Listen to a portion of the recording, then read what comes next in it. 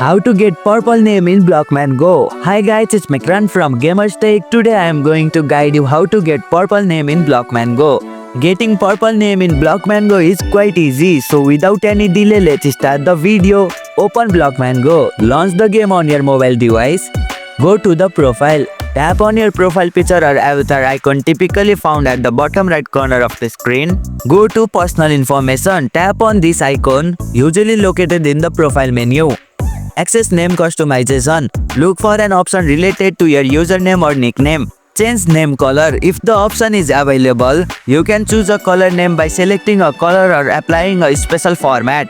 This might be available as premium feature or within in-game purchases.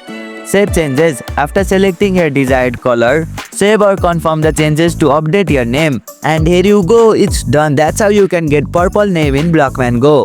If you liked our video, press the thumbs up and share button. If you have any question, comment down below and don't forget to subscribe the channel for more tutorials.